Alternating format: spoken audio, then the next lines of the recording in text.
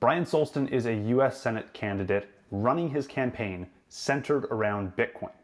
More specifically, Bryan wants to make Bitcoin legal tender in America. In our conversation, we got into exactly what this means. We discussed how he plans to go from this idea to actually implementing Bitcoin as legal tender. We discussed why he's running for Senate, why this is the correct place for him to put his efforts into making this a reality. We discussed the implications today of having America run on a Fiat standard and the potential benefits of running America on a Bitcoin standard in the future. We also discussed the benefits the Lightning Network can provide, and we discussed some of the second order effects of a Bitcoin standard. Real quick, before we get into the episode, I want to give a shout out to all listeners who are sending in comments on Fountain's new cross-app comment feature. I saw a bunch of them on the last episode with Brian Murray. It's really cool to see these comments come in, and I'm glad that now you guys can see the comments that you're sending in. We're about to hit a milestone on the show, and I think we're going to hit it on this episode. You guys have sent in 485,000 sats to date. We're about to cross 500,000 sats, so thank you everyone for sending in sats. You keep showing your appreciation for this content, and I will keep creating content. That is the value for value model, so thank you all for sending in sats. Before we get into the episode, just want to give a quick shout out. Today's show is sponsored by Voltage. Voltage is the premier provider of Bitcoin and Lightning node infrastructure. We will have more from Voltage later in the show in the Lightning round, and I hope you enjoy this episode. Bryan, thank you so much for joining me today. I'm really excited to chat with you, and I think listeners are going to find your perspective on Bitcoin really fascinating. But before we get into this, can you maybe first introduce yourself to listeners, explain why you're running for US Senate and why Bitcoin is at the center of your campaign? Well, thank you. This is the first podcast I'm doing since I announced my candidacy for the US Senate. I'm running on Bitcoin. I think really the main reason why I'm running is there's a conversation with Dennis Porter, and we believe that we can make Bitcoin legal tender. Now, there's going to be a lot of steps to get there, a lot of baby steps and horse trading, but the Senate is the best place for me to be there to make that happen. And I wanted to work with my senator. I wrote her. I got an invite to sign up to her newsletter. I volunteered time to work with her staff. No response on that, zero interest on the Bitcoin. So, it's time to displace senators that aren't going to be helpful with our Bitcoin efforts. Right. Now, can you explain for international listeners, maybe those who aren't familiar, about how the U.S. political system works? Why is it that Senate is the right place for you to run, and why is that the most impactful area for you to focus on? Well, I was actually thinking about running locally, like in the state of Washington, and like running for a House rep there or a senator at the inside the Washington state. But after reading the Constitution multiple times and really understanding the limitations of legalizing Bitcoin at a state level, I just decided it was, and also having troubles getting responses from my senator at the U.S. level, at the federal level. That's when I was talking to Dennis Porter, and I said I'm going to go for the U.S. Senate, and he agreed. And so it's where we can make the difference. It's the state level efforts are also important, but I don't think it's going to be as powerful as, let's say, the marijuana efforts and legalizing marijuana at the state level. It's really going to have some limitations, and I think we can do some really good baby steps at the national level, at the U.S. Senate level. Where did your fascination and your interest in Bitcoin start from? Like, walk me through that journey of how you first learned about it, and then how you realized that it needs to be legal tender. Yeah, I had multiple touch points, but I finally, let's say, fell down the rabbit hole in 2017. Where I'm really coming from, and I actually talk about my narrative, I think it's unique. I didn't come from a gold bug perspective. I came from a privacy advocate perspective, and I wrote about that in my book Zenimal, which is on zenimal.xyz. And I really don't even recommend that book. I have another page out there that I have other references on that I like. I love Jeff Booth's book, The Price of Tomorrow, and there's some other links that I really like. This is just my personal narrative, and where I was coming from is I I was a software developer for a search engine company before Google was around. And we had limitations on what kind of encryption we could do. It was illegal, right, to put really good encryption. And that seemed really strange to me. Uh, Later on, Phil Zimmerman developed PGP, or pretty good protection, and the U.S. government sued him, saying that it was a weapon of mass destruction. And basically, the lawyers printed out all the code and they gave it to the U.S. Supreme Court, and they said that, this is free speech. This is not a weapon of mass destruction, and he won. And so I was like, wow, maybe there is opportunity for privacy, and it wasn't until 2017 that I fully understood that Bitcoin is encryption, that there are no backdoors, because this is about money, all right? And there's, when I was using, let's say, product lifecycle, PLM, or product lifecycle management systems at Boeing, it's like, I don't trust this stuff. I mean, I think Beijing has access to this stuff. I'm not 100% confident that the designs I'm working on are really protected. And how do I know? How do we really know that this is safe data? But with Bitcoin, when people are talking about their money, that money is going to disappear. So that's like a proof that any data that's associated with it, or using the same methods, is safe. There are no backdoors. So that's why I really got excited about Bitcoin. I started studying it. So I looked at it from a technical perspective in terms of encryption, and then I started to learn about, let's call it 1971 gold bug stories, and you can learn those pretty quickly. And it's then you start to see how our monetary system is broken, and at an accelerated rate, and that's a legitimate, let's say, ramp onto Bitcoin, where a lot of people come from. But I think there's a lot of unique perspectives. There's a lot of, let's say, windows on the same topic. Mm-hmm. Did you have any idea that the financial system was broken before you had learned about this 1971 gold bug kind of like narrative? Yeah, I did, and that's why when I read Jeff Booth's book, I mean, I just fell in love with that book, because I had a lot of these same thoughts. As a young associate engineer, I was doing some nuclear work and petrochemical work for Parsons when I was fresh out of school, and as an engineer, I had my own cubicle. I was an associate. I was only an associate, and I had 5-foot wall cubicles. And I remember the vice president.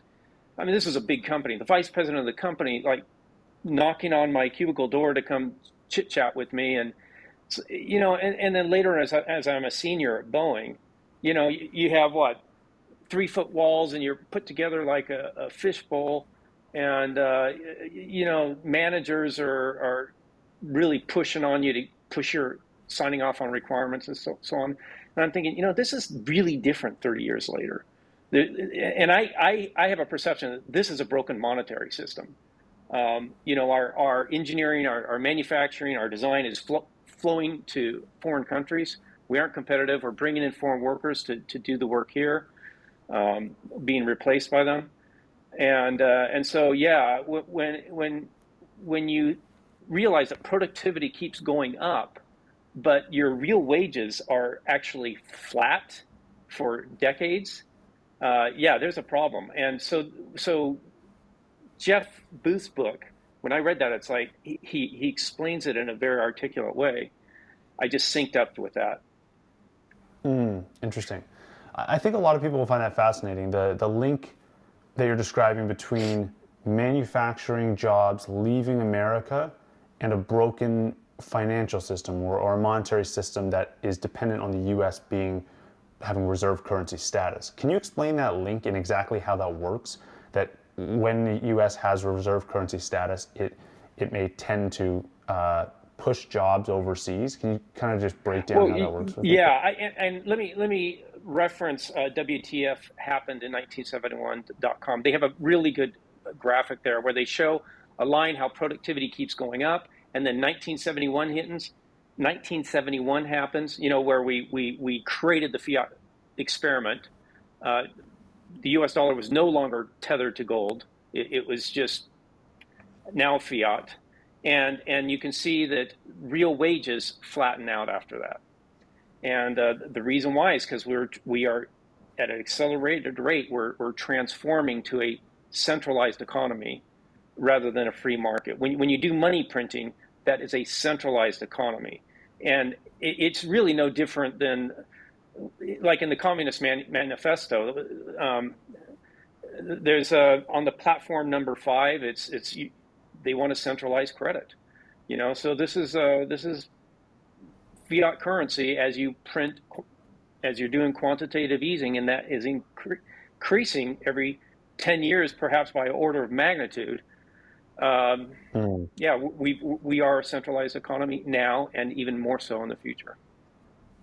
Would it be fair to say then that you believe the U.S. dollar maybe doesn't fully live up to the American values of liberty and freedom and markets, free markets, and maybe Bitcoin does offer a solution there? Or Well, I think what do you the think U.S. about that? dollar really did represent money, free market. It wasn't a weapon. It was U.S. Treasuries were a pristine asset, but as it's being used, it's losing that value as a pristine asset, and Bitcoin clearly is being demonstrated to be that pristine asset. You look at what's happened in Hong Kong. You look at what happened in Canada recently with the truckers. You look at what's happening with Russia. What is it? 100. This number is wrong, but I think it's like $160 billion in U.S. Treasuries that were frozen by the G7 recently in Russia. Mm. I think China has something like 1 trillion U.S. Treasuries, and that number's probably wrong too, but I'm guessing. So they're going to, they're waking up and thinking this is a liability. They have been dumping U.S. Treasuries. They're going to probably accelerate that. Um, with quantitative easing perhaps slowing down, yeah, this is the U.S. dollar is at risk now. They are probably going to lose their hegemony. Even just recently, Saudi Arabia is looking at using the yuan to sell oil instead of the U.S. dollar, which is, if you ever looked into how the petrodollar works, that's further going to weaken the U.S. dollar. So yeah, Bitcoin is becoming, um, it's becoming, like you said in your question. How did you say that, Kevin? Well, it seems like it's expressing some of the American values of like liberty and free markets, and it seems like that Yeah, is, as you mentioned, like a pristine asset that cannot be taken away, cannot be censored, cannot be inflated away. free market. Yes, Bitcoin Yeah. is free market. Unlike these other fiat currencies, they are not free Hmm. market. The Beijing CCP yuan is not free market. The the Canadian dollar just demonstrated it is not free market, and Hmm. the U.S. And the G7 freezing these U.S. Treasuries in Russia is demonstrating that the U.S. dollar is not free market. So how do we get out of this situation? If we take on the assumption right now that all the fiat currencies that exist are not free market currencies, they're not living up to what we think they should be. How do we make the transition from having fiat money that's not living up to what we need it to do, but in a debt-based economy where we have record high levels of debt as well? Knowing the circumstances we're in, how do we make a transition from today to something like a Bitcoin standard without having a big, can we do this without having some deep recession or some systemic failure along the way? Is there a way to make a peaceful transition there? Yeah, I think that we can engage in what I perceive as the hydraulic effect, and that is you see the U.S. Treasuries as they start to decline in value. Um, you'll see Bitcoin increase, and it's just you're going to see this hydraulic effect start to kick in. It really hasn't happened yet because what Bitcoin is worth less than $1 trillion. That's not a lot, but eventually, as Bitcoin becomes more valuable, that hydraulic effect will become more observable. Um, Mm. I think it's going to honestly. I think it's going to happen regardless of me or you or anyone else in the Bitcoin community. I think it's inevitable. But what I think we're really interested in is um, we want to be part of that wave uh, because the United States, the sooner we can get involved in this, the more benefit we're going to get out of it. I mean, I know, Hmm. senators are doing a lot of good work that is, saving Americans millions of dollars, perhaps billions of dollars. But this fixing our broken monetary system, this is reducing friction in the trillions. I mean, this is a big issue. Everything else just seems to be secondary. I mean, Right. the reason why this is so important is fixing our monetary system, our broken monetary system, impacts so many things. I mean, homelessness. We'll get into this later on, and Yeah. why homelessness is increasing. Increasing. It's because of our broken monetary system. Yeah, you've written some really interesting stuff on some of the different use cases for Bitcoin and some of the ways Bitcoin affects the economy. We'll get into that in a second, but I want to keep going on this thread here, tied to politicians and Bitcoin, because what you just said about senators and supporting new initiatives and helping the country. I've noticed there's now a bit of senators, it seems like, have taken note to Bitcoin in America, and there's politicians on both sides that are they're being increasingly vocal about it.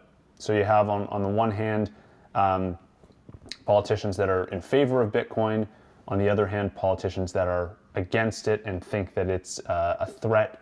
Um, what do you think that how does this evolve from here? Do you think that we're now at the point where all politicians should be taking a stance on Bitcoin? Have we reached that critical mass where it's now an important national issue for every politician to consider? What happens if you end up on the wrong side of that? Do you think, like, obviously, you and I are biased towards believing that Bitcoin is a force for good. If you're on the side that says it's a force for bad, how does that impact your chances in an election? I've just got so many questions about how the political landscape evolves as Bitcoin adoption increases. So I'd love to hear your thoughts on that, just generally. I I think how I got into it is I became a single issue voter. I sent I communicated to my representatives that this is what I was, and these are my concerns, and the ones that replied, and like House Representative Susan Delbany, she was very responsive, and she's doing some great work. But others, it's not on their radar. It's this kind of technology just goes right over their head, and they don't get it. And I think this is mostly a generational thing. Young people really understand the technology; they're very interested in it. And the really older senators, they're missing the boat on this one. They don't think it's an issue. Well, they may not be interested in Bitcoin, but I can assure you the Bitcoiners are interested in them. And we're going to find Mm-hmm. out in 2022 that those who do not pay attention, they're going to find out how vibrant, how powerful the Bitcoin community is. This is under the radar right now, but they're going to find out the hard way how important this political um, topic is. Mm-hmm. Yeah, that's really interesting. I think there's still a set of skeptics that tend not to believe that this can be a real thing. I hear this often from Bitcoin skeptics that, it can still be banned, it can be shut down, you can shut down all the exchanges. What do you say to a skeptic who hasn't quite realized how important this technology is and has genuine fears about, their money being shut down if they have an exchange, or, whether or not they can access their money? There's definitely some level of fear on the skeptic side still. How do you calm those fears and reassure people that their money is safe and this is a useful technology to adopt? Where I spend most of my time is with networking with other Bitcoiners, and it's like Satoshi Nakamoto said: if you don't get it, I don't have time to help you out. He wrote that, and I've kind of gotten to that point. I'm happy to discuss Bitcoin with people that are interested, but I'm really not interested in trying to help other people that are not interested. When they're at this point where, yeah, I want to learn about Bitcoin, I'll talk about it for 2 hours, no problem. It's my favorite topic. But Right. I cannot help those people that are tuning out. I've learned Yeah. that. Yeah, that's fair. Okay, so I want to get into specifically Bitcoin legal tender and how we get from today, where this is the center of your campaign, this is something you really want to push forward in America. Yeah. How do we get Bitcoin to become legal tender in the U.S.? Can you maybe walk through what some of those steps might look like, how long this process might take? What are you thinking? What's your vision for how this turns into reality? Well, I wrote that on my platform, and that is zero tax for Bitcoin transactions, and that work is actually moving forward right now. Like Susan Delbene, she has in the House, she has a bill that has up to $200. Senator Lummis, she has a bill for up to $600. Uh, if that were to And that's happen, tax that free. would say again, Kevin. And that's tax free, right? That's Tax $200 or $600 tax free.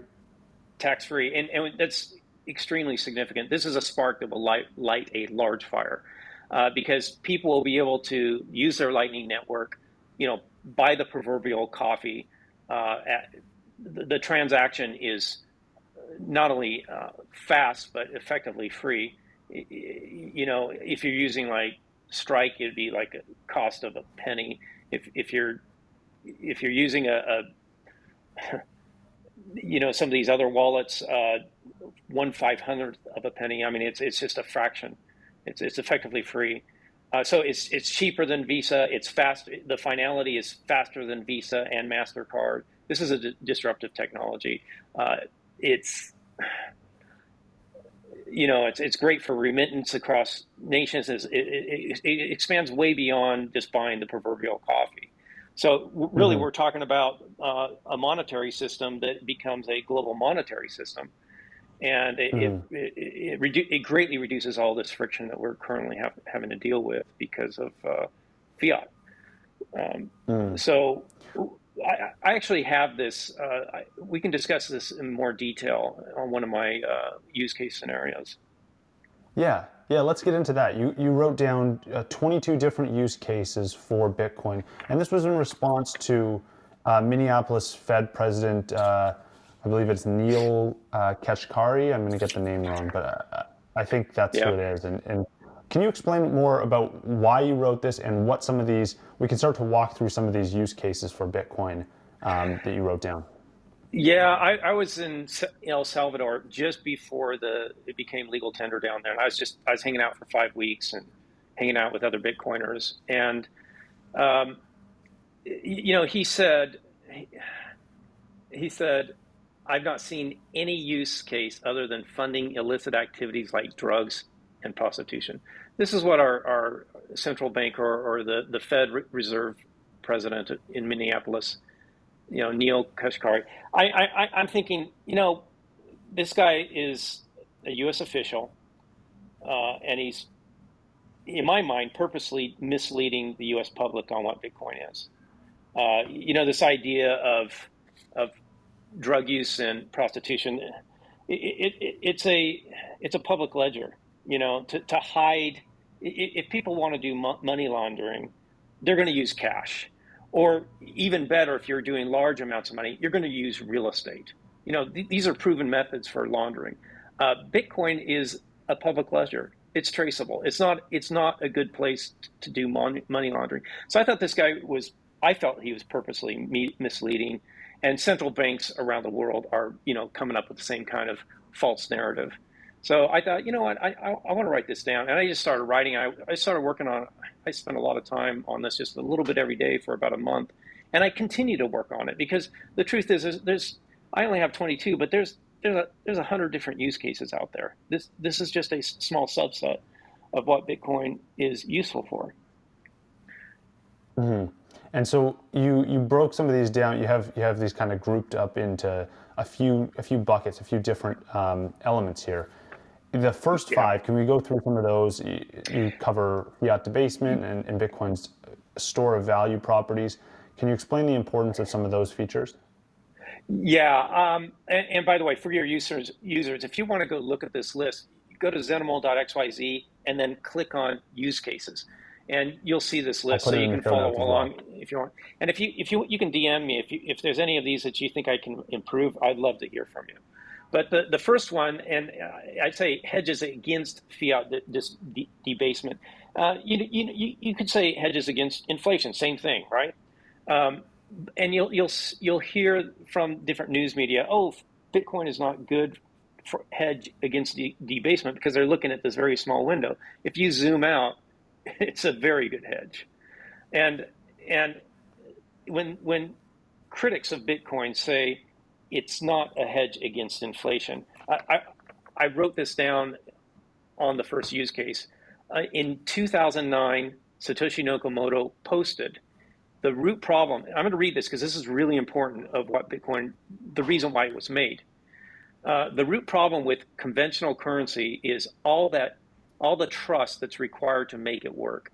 The central bank must be trusted not to debase the currency.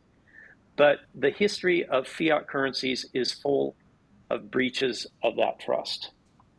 So, Mm-hmm.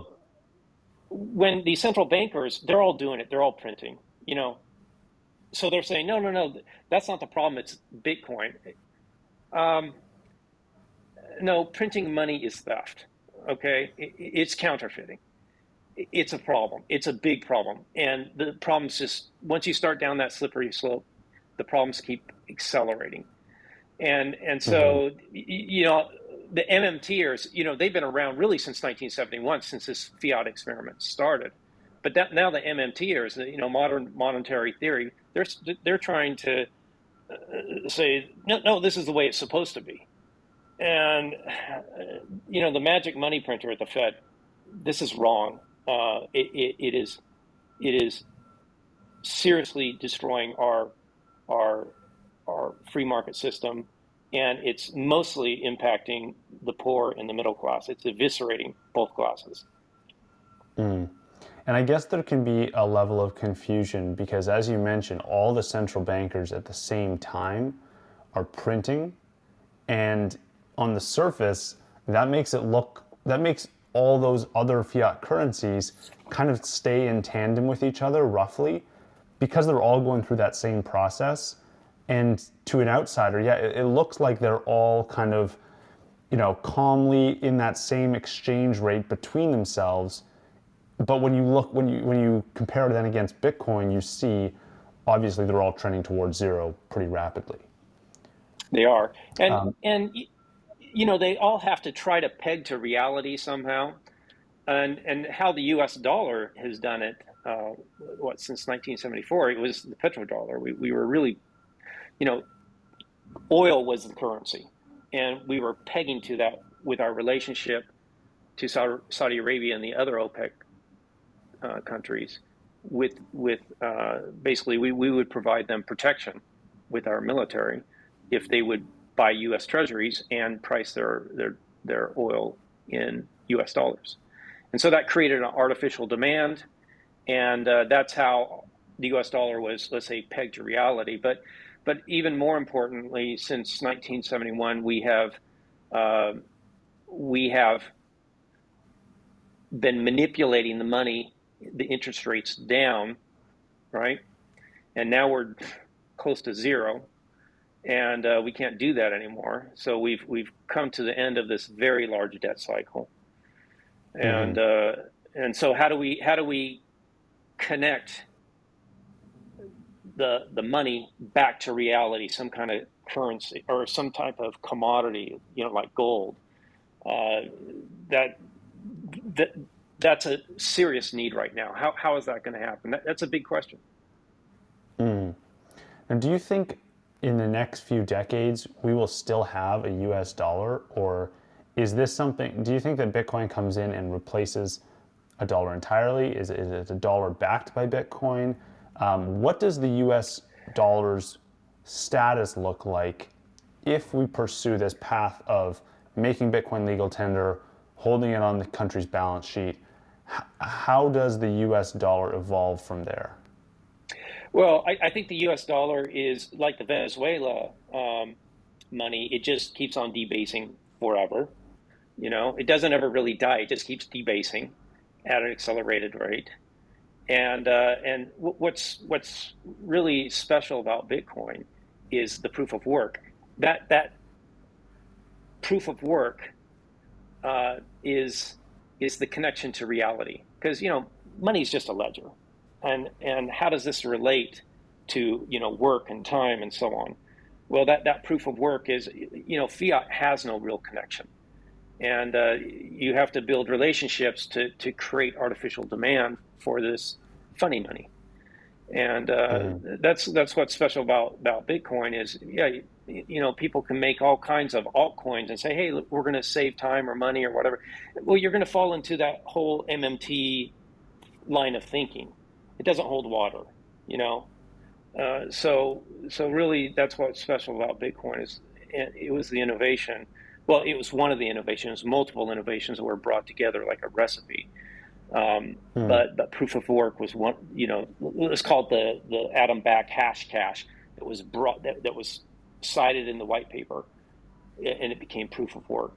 That is a very important innovation in the let's call it the recipe of Bitcoin. Now, I want to get into some of the other use cases here. So we've talked about fiat debasement and its store of value. We've even touched on proof of work.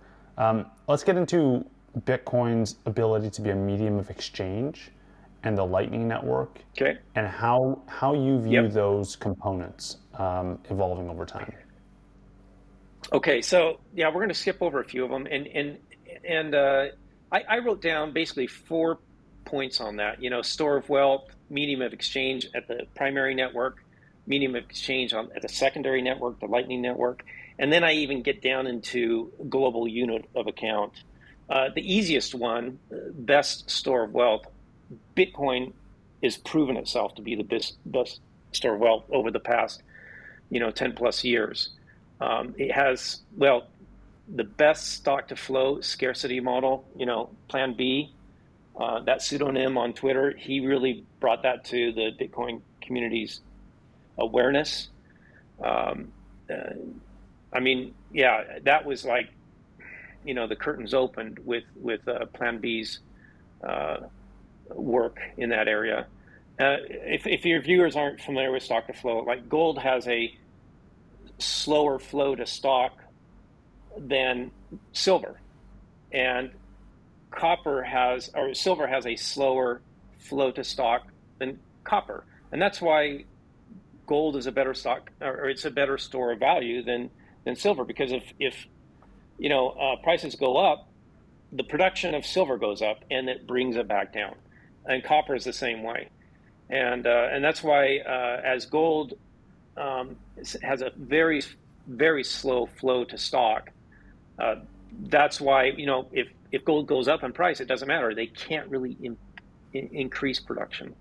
So it's a very Mhm. valuable store of wealth. Now, Bitcoin, as we go through these halvings every 4 years, it's going to have a better stock to flow than gold.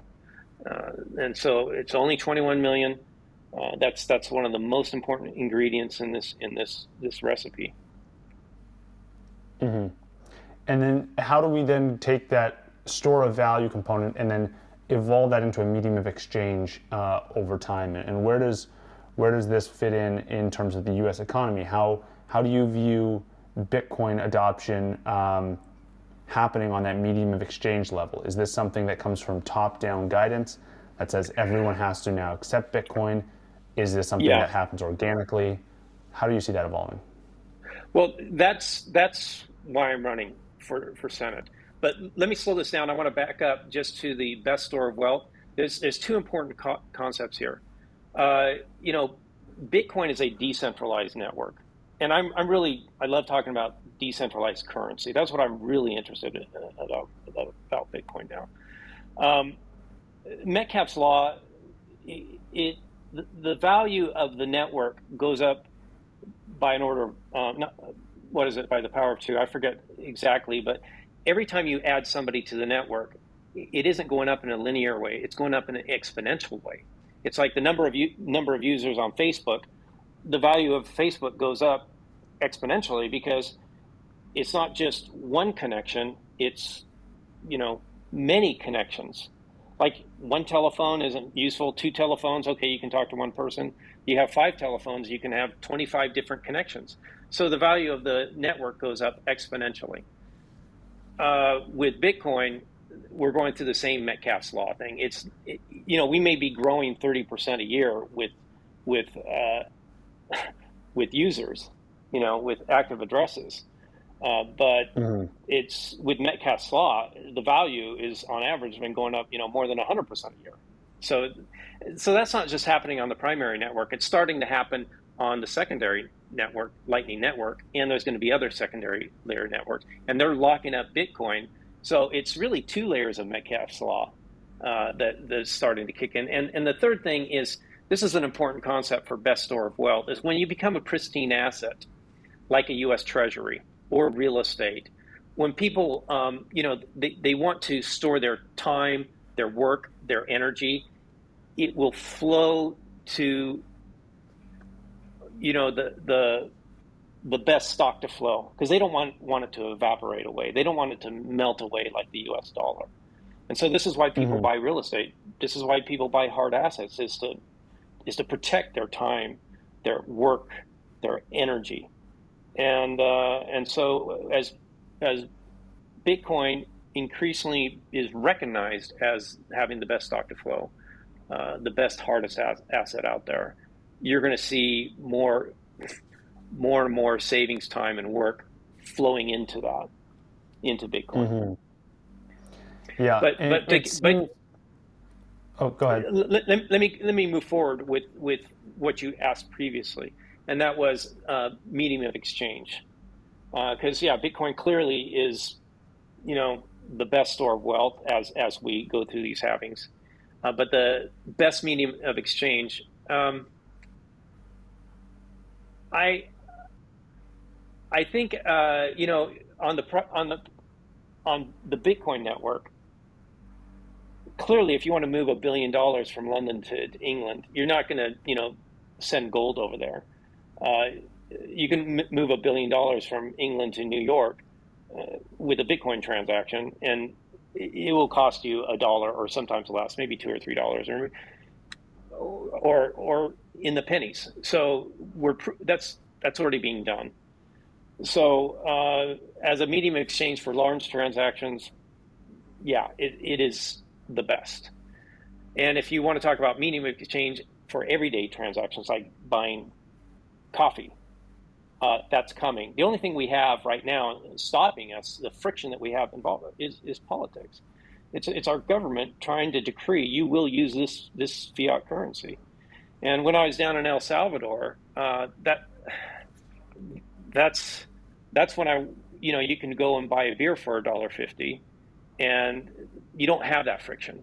And that's where, you know, it's more secure than Visa, it's more private than Visa, it's more inclusive than Visa. All you have to have is a phone and, you know, download a wallet and put some money in it, or put some Bitcoin or Lightning Network Sats into it, and you're good. And so it's inclusive, where 70% of the people in El Salvador weren't banked, right? They were the unbanked.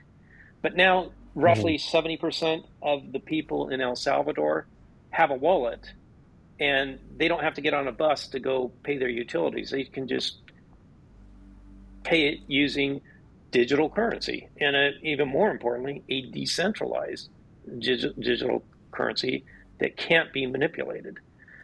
Mm-hmm. And then also it has even more transaction. Lightning Network, as you know, has more transaction capacity than Visa.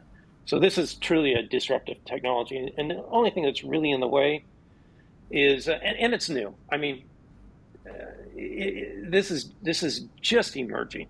But really, the only thing that's standing in the way is our politicians. They're in the way, and we need to. That's why I'm running for U.S. Senate.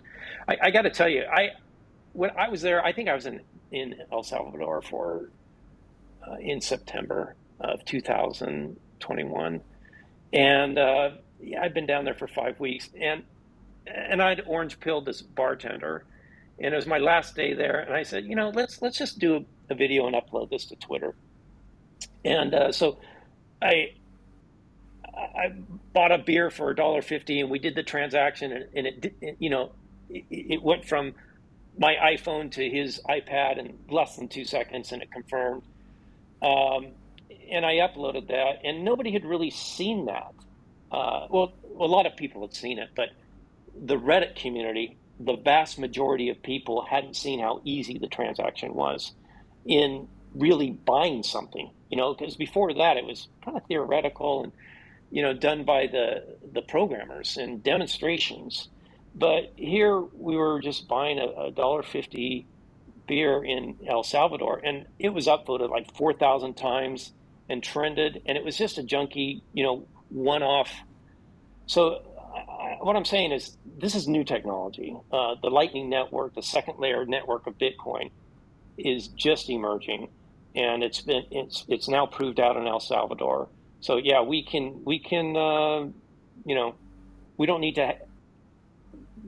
need to tax Bitcoin for up to $200, according to Delbini, or Loomis is saying up to $600, and I want to keep pushing that forever, up and up.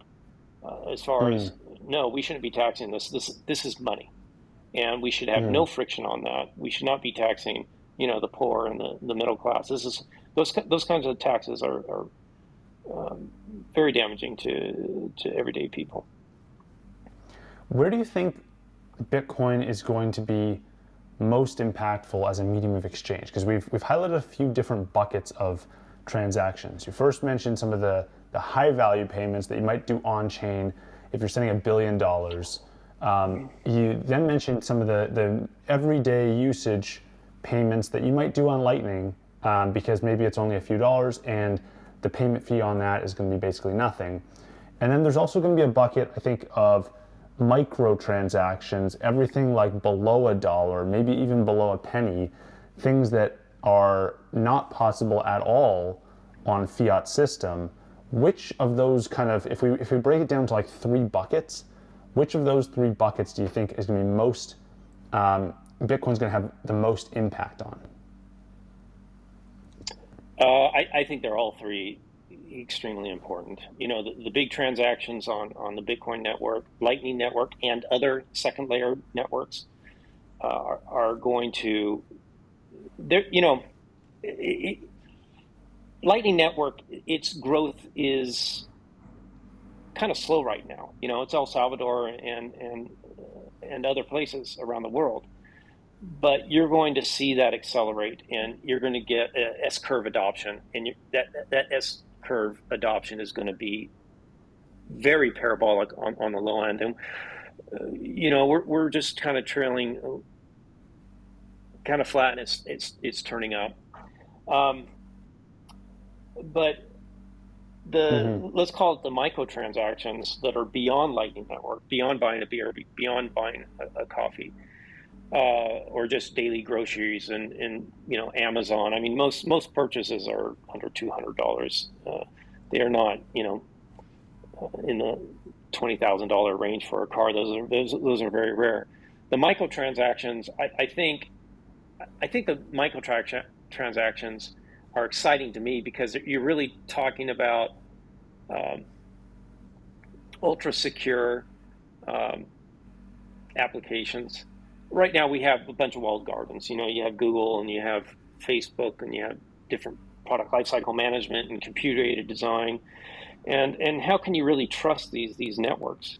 Um, yeah, there's a lot of doubt. I mean, a lot of our designs are ending up over in China with aerospace, and so how we can leverage those microtransactions is we know those are ultra secure. It's money. We know if there's a leak in the system pretty right away because those leaks are going to be exploited by people that are trying to steal. But by using those very secure networks, we can pass a little bit of information and use that to configure networks that can, cut right through firewalls. And so we can build networks, peer-to-peer networks. We don't need the intermediaries. It's not so Bitcoin is proving out this method where the real innovation was no double spend, right? Um, Without an intermediary. Now that same model is going to be copied and pasted for using ultra secure applications where you can work with your colleagues and you don't need an intermediary. You don't need to centralize. We can decentralize these ultra secure applications. So I think they're all very important. Bitcoin, the secondary networks such as Lightning Network, and the emerging third layer applications it's going to be big. 10 years from now, it's going to be very big. Do you have a sense for what some of those emerging second and third layer applications, maybe an interesting one that you really want to see happen, Yeah, and something that maybe the community isn't talking about yet? yeah, I'm really excited about it, and I'm a STEM advocate. I think it impacts, as we go through this digital transformation for science and technology and engineering and manufacturing. That's the big competition in the world right now. How do we go through the digital transformation and stay competitive? Uh, that there is an application out there that's moving forward on this. And let's see, what is the name of it? It's gosh, I want to say. I'm sorry. Is it the is it the Impervious Improvisia browser? Is that what you're thinking? Impervious dot Impervious. Yeah, yeah, dot oi. Yeah, Impervious. They're doing great work on this third third layer yeah. application. I love it. I absolutely love it. And they are a pioneer. And so yeah, that's where we're going. And we need to go that way for science, technology, engineering, and manufacturing. I think, you know, okay, I'm going to get kind of out there right now, but I really believe in the STEM singularity. We're going to go there, okay? Single source definitions, but we can do it in a distributed way that's ultra reliable, just like Bitcoin. It's one of those things that with the right vision, we can get other. I think NASA could be involved. I mean, the idea of, hey, let's try to colonize new worlds by knowledge alone. We don't even need to send astronauts. I remember I was at NASA one time, and they're saying, I mean, what do we have to do astronauts? I mean, it's dangerous. We can be using, um, you know, we don't need astronauts to be doing these dangerous missions. And I was told by NASA, well, we want to capture the youth, or the imagination of the youth. And just going, wow, this is what NASA's like competing with Disney. I mean, this is a joke. Really, I would like us to be serious about pursuing our STEM strategy: science, technology, engineering, and manufacturing. And Bitcoin has shown us a template of how we can really accelerate the digital transformation of all four of those. Mm. Um, Okay, so I want to get through a couple more. You have a few more points to cover on this use case document. I want to specifically move over from medium of exchange and lightning to now energy. I know that's a hot topic right now in politics and even in the Bitcoin community. There's just been a lot of discussion about how, the pro Bitcoin advocates say it's not actually it's not the energy waster that everyone says it is.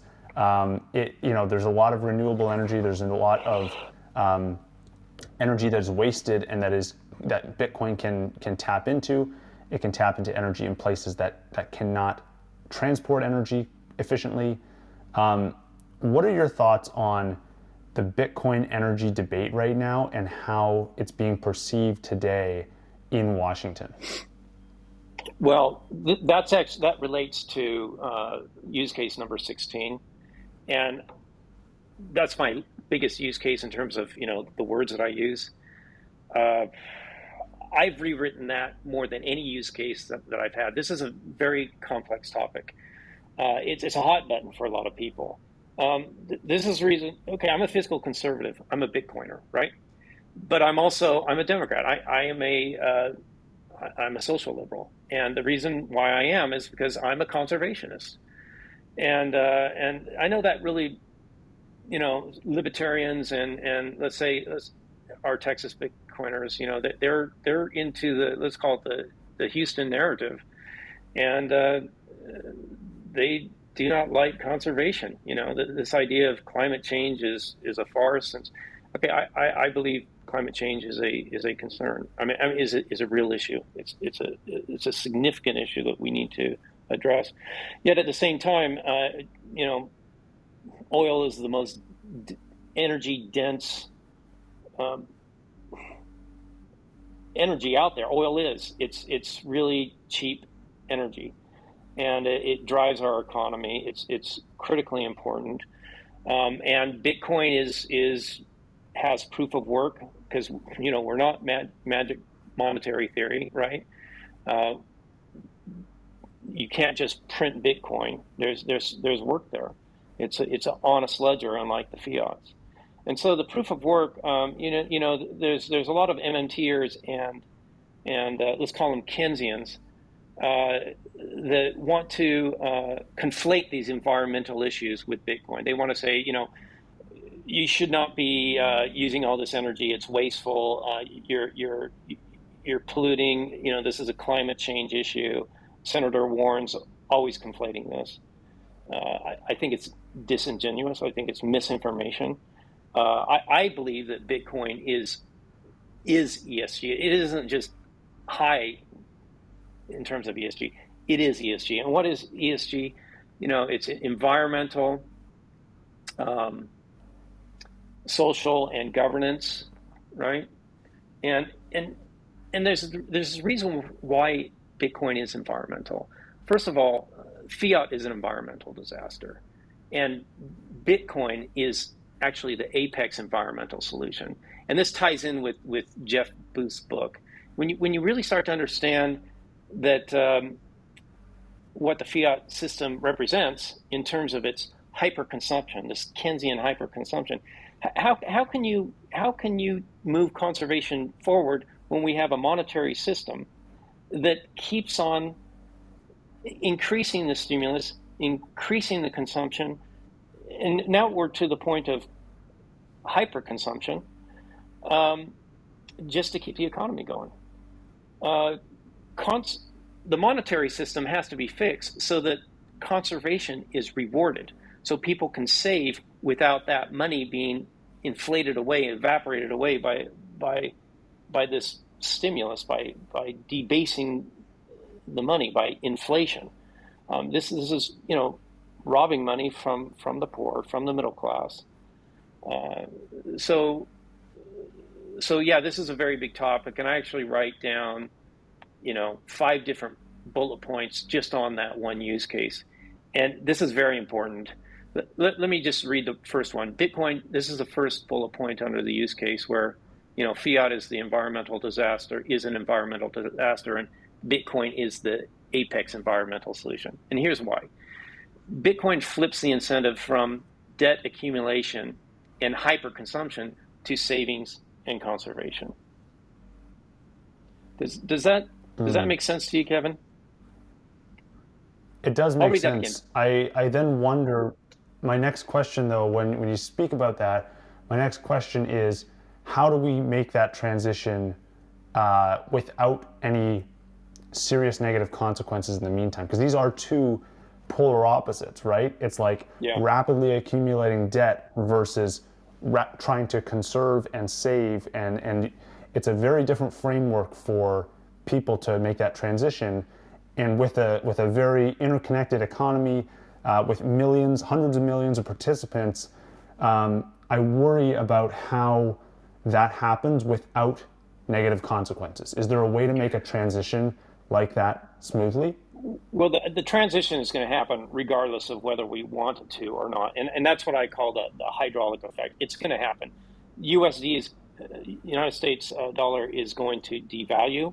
It's going to devalue at an accelerated rate. And Bitcoin is going to increase in value. So you're going to get this hydraulic effect.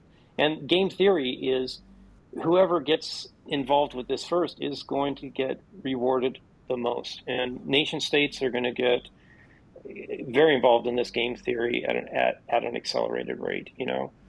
So how do we do that transition? It's going to happen, but the question is how do we benefit from that as a nation? And that is, we need to reduce the friction. We need to stop taxing Bitcoin, and it starts with $200 limit, then $600 limit. We keep moving it up, and then we can start demonetizing all these other assets that is just so harmful to our economy. How do you relay the benefits of, I like the hydraulic analogy you're using here, where the first to kind of step in and tip the scales towards Bitcoin are going to be the ones that benefit the most. How do you then communicate that to other politicians in the U.S.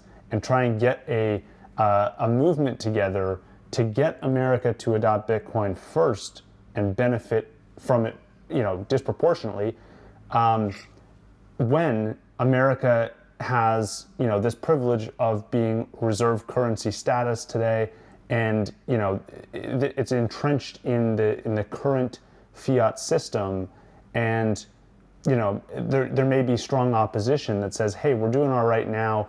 We've got this reserve currency thing. It's held up our economy for 100 years. How do you get people to reframe their thinking urgently so that the U.S. can be among those first adopters of Bitcoin? Let me answer that question. I just want to back up to the previous question just momentarily. I want to clarify when people say, "Oh, Bitcoin is bad for the climate." Let's not conflate the monetary system with climate change.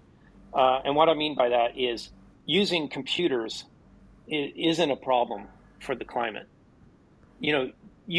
Computers using electricity, no big deal. That's not impacting climate change. It's burning fossil fuel. Let's stay focused on what the problem is. Burning fossil fuel is the problem. And so we do need to transition towards the electrification of our nation. We already did that once, which was why we moved forward in terms of being, a great industrial nation. We did a huge electrification effort, and we need to do that again. So this idea of blaming Bitcoin or computers using electricity conflates the problem. We need to stay focused on what the climate change problem is, and that is fossil fuel being burned. And let me get back to this other question. How do we go through this transition? I think we need to do it in baby steps. As a senator on the floor, my primary objective will always be to bring Bitcoin, make it legal tender. That's going to be my number one objective, always. But in a knife fight, you don't just go for the heart, right? You got to do some slashing and stabbing the extremities and letting your opponent bleed out a little bit before you go for the kill. Sharks do the same thing. And really what we need to do is we got to progressively reduce the taxes on Bitcoin transactions. And then when people are actually using it and familiar with it and knowing how fast it is and how it's effectively free and effectively immediate in terms of your transactions, when they become familiar with it, making Bitcoin legal tender at that point will just be, well, of course, it's obvious we need to do this to be competitive in the world.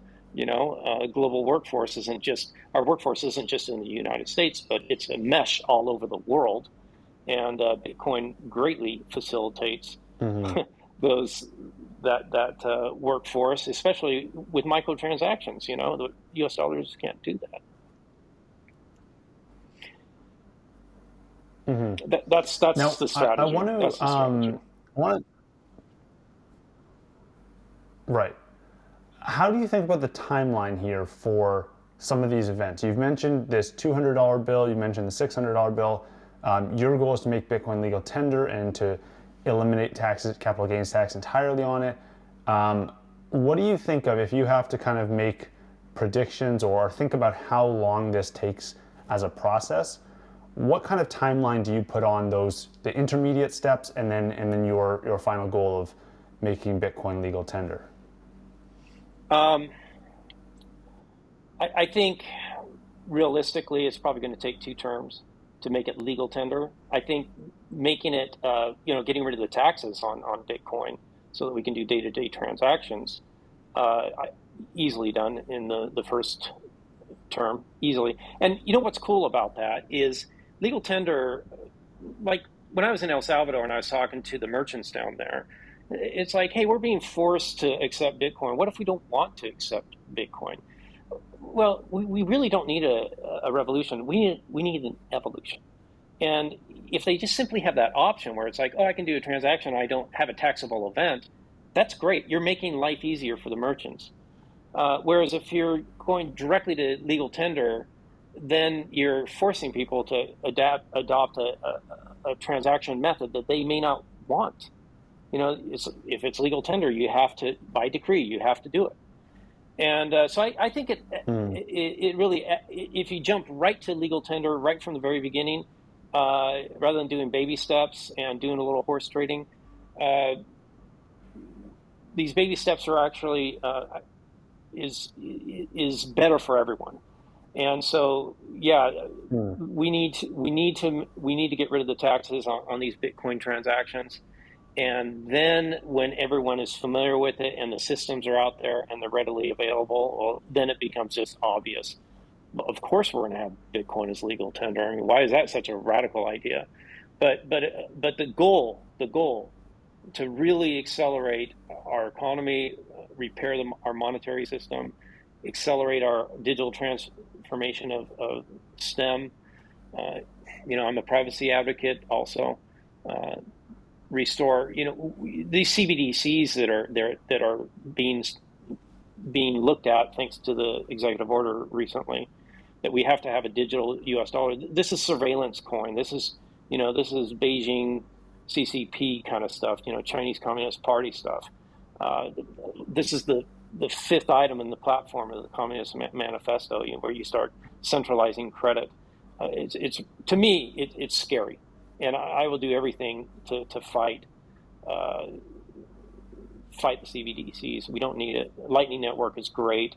A lot of people are talking about UBI, Universal Basic Income, and so on.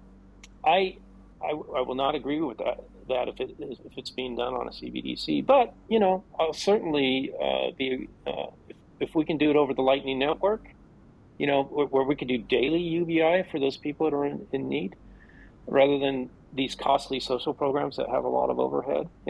I think that's a real opportunity for reducing, federal overhead. Make our systems I know you mentioned far more efficient. There's one other point you wanted to mention earlier on. You mentioned homelessness and real estate and how that is integrated with Bitcoin. Can you explain that? I know we only have a few more minutes, but can you explain that connection between real estate being monetized homelessness and how Bitcoin can help solve some of these issues? Yeah, that's not an easy topic. I mean, uh, I get into that. You know, first of all, like let me give you an example. Our equities, stocks, they've been monetized. A normal 5 to price to earnings ratio, 5 years. Hey, you're going to make an investment. 5 years, you're going to get it all back.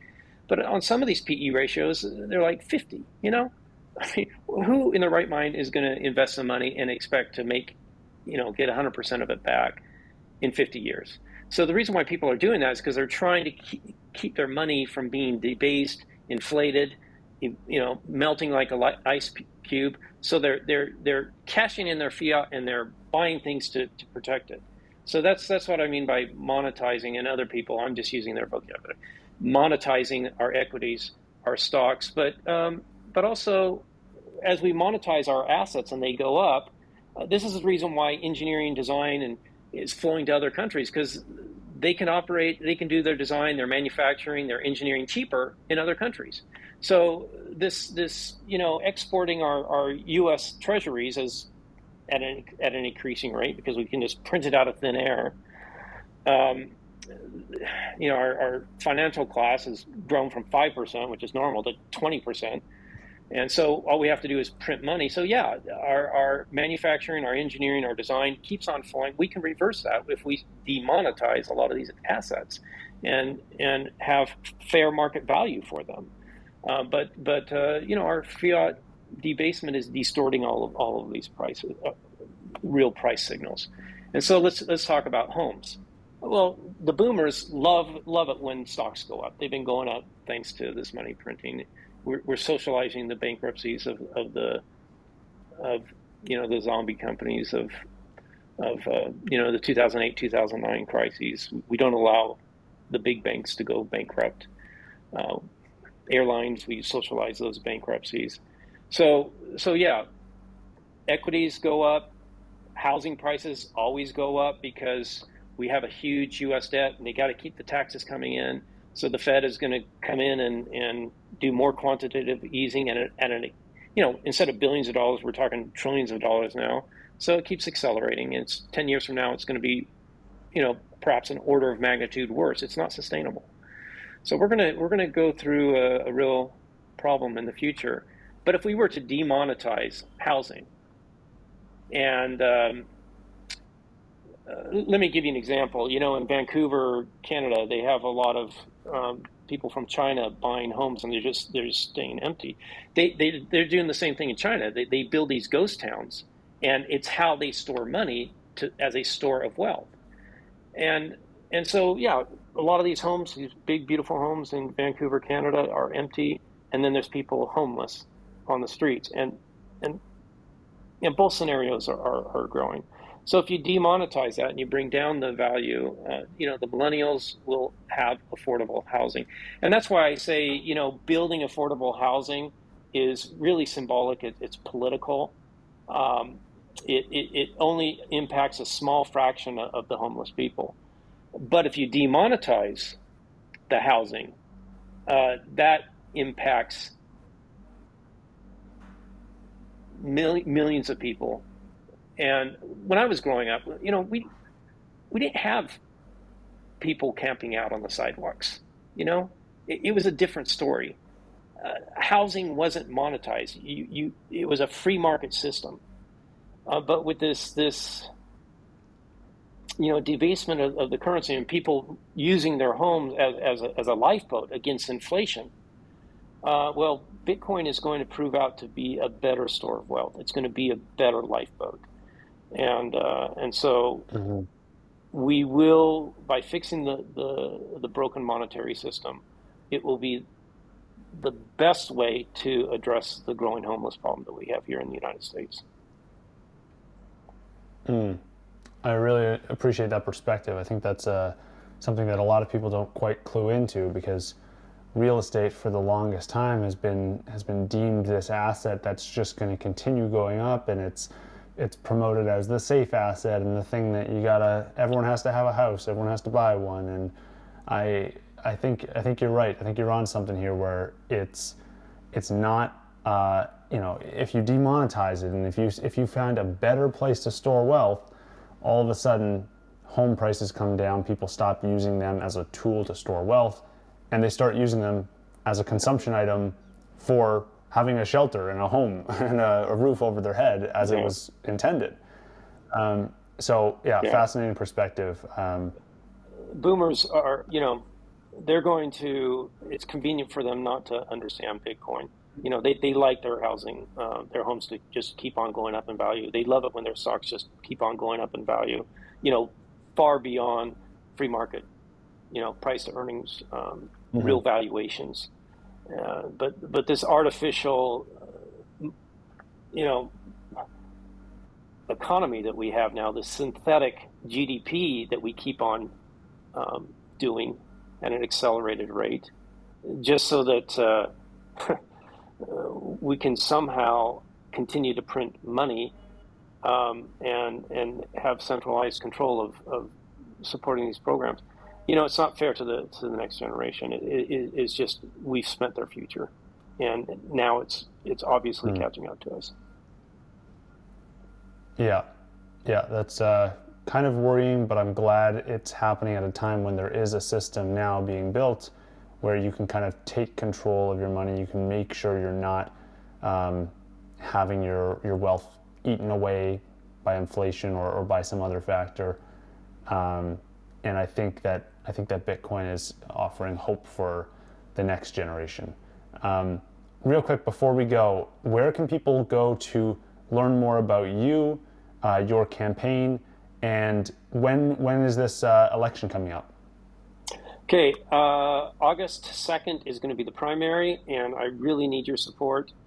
If you're a U.S. citizen, please go to solstin.org. There's a donation button there. You can read about my platform there. It's a lot of stuff we talked about today. Also, I recommend going to not only solstin.org, but go to zenimal.xyz and go to use cases. And also, if you want to, let's say, spend 100 hours and really become a Bitcoiner, really understand what this stuff is about, go to my references. And that's where I have links to, Greg Foss's paper. It's a free link. Jeff Booth's book. There's a Michael Saylor video that's very good there. And I have a few other links there, but there's 100 hours worth of work there. And if you go through that, you'll get it. Awesome. Thank you so much for taking the time. I will leave links to all that in the show notes for listeners, and all the best with the upcoming election. I can't wait to follow along. Thank you, Kevin. I really appreciate this. Welcome to the Lightning Round presented by Voltage. Voltage is the industry-leading provider of Bitcoin and Lightning node infrastructure. In fact, many of your favorite apps and services already use Voltage to scale their business quickly and easily without maintenance. Voltage also offers an inbound liquidity product called Flow, which helps you as a node operator get inbound liquidity easily. Overall, Voltage is creating the industry standard suite of non-custodial products, helping brands, engineers, and startups scale. To learn more about Voltage, visit voltage.cloud. Lightning round, here we go. In the last 7 days, you guys have sent in 37,347 sats. As I mentioned at the beginning of the show, we are very close to crossing the 500,000 sat marker, big milestone for the show, and hopefully I can announce that we've passed that next episode. 24 of you have sent in sats in the last 7 days. There were 35 messages, some of those from previous episodes. We've been churning them out pretty quick. But I'm going to go into the comment section on Fountain, and I'm just going to read through the top comments. We got 11 comments on the last episode. Jeffrey says, the earliest days of a community forming are the best of days. Let's enjoy it, boys. This comment feature is going to be fire. I couldn't agree more, Jeffrey. I think this is really cool to see an organic adoption here. There's no added token. There's no unsustainable incentives. This is all just people expressing their value through sats. Really cool to see. And yeah, again, I can't thank you guys enough for participating and bringing this to life. I think this is a really cool use case that we can point to now. Here we have, 11 comments on this show and people are sending in sats, I look over at my like Web 2 content, I look over at YouTube, I post these on YouTube as well. I got one comment on the last video, and I don't even think it earned $1 in YouTube ad revenue. So it's really cool to see this come to life, and how engaged everyone is on this on Lightning podcasting. Peter sends in a comment, says, big congrats to the team over at Fountain. Loving the comment section. They crushed it with this one. It's and I know it's only going to get better from here. They're cranking out tons of stuff all the time. I'm excited to see what they roll out next. Rollator sends in 2,000 sats and says, great content and amazing interview skills. Also love the selection of guests you have on. I appreciate the kind words. Just starting to get the hang. I feel a little more comfortable interviewing people now that I've gone through 30 episodes, but I wouldn't say by any means I'm an expert. I appreciate the kind words though. Y sends in a comment, says, fire episode, and then a follow-up comment that says, cool contest. Can you hold another contest soliciting best ideas for using sats to gamify the user experience? Maybe reward any ideas that actually get trialed. Also, love the interactive comment format, but I'll be curious to see how removing the boost button affects the podcast revenue. And then he says, scratch that, the boost button is still intact. Yeah, the comments is just kind of a new tab there. But I like this idea, of soliciting ideas for using sats to kind of gamify the user experience. I'll think more about that. And if anyone has ideas of any kind, feel free to send them as comments. I read them off, I think through them all. If I do implement something that a listener sends in, I'm more than happy to send in some sats to show my appreciation. This is, value for value works both ways. So, if there's an idea you guys want to see, or you want to suggest a guest and I end up inviting the guest on, I want to thank you guys for providing value to me as well,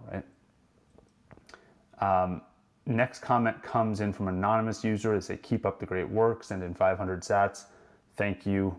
We got lots more content coming up shortly. Y also sends in another comment that says, ownership aspect is powerful. Once splitting gets set up, you could sell a 5% split on your show for a given number of episodes to the highest bidder. And Jeffrey replies to that comment, says, I'm 100% sure this is going to happen. I think there's some really interesting stuff that can be done with splitting. One of the first things that I want to do, right now it's a little bit tricky, and it's not always super convenient to add in new splits on every episode. But again, this is, I think, something the Fountain team's working on, and I know this is going to get better over time. I really want to get to the point where every episode I can invite the host, I can invite a guest to set up a Fountain account in 2 seconds, have them send me their Fountain username, and then I can instantly insert that username as a split in the show, and then all the stats that come in are 50-50 split between me and the guest. And then we can add in additional splits as well. We can add in sponsor splits, we can add in Fountain takes a split, Podcast Index takes a split. There's people who are already splitting 4, 5, 6 different ways in their shows, and I think there's going to be a lot of cool innovation happening here. And then everyone can see where all the funds are flowing. It's really cool to be able to watch sats move in real time and know who they're going to. Y also sends in another message and said, yes, gamification is in the DNA of Bitcoin. And Bobby sends in a message as well, says, let's go, take my 3 sats. Thank you, Bobby. We are 3 sats closer to 500,000. Thank you all for sending in there was 11 comments on that last episode. Let's see if we can beat it this episode. And I've got lots more content coming up. So let me know if you have any questions or comments, and I'll get to them in tomorrow's episode. Talk soon.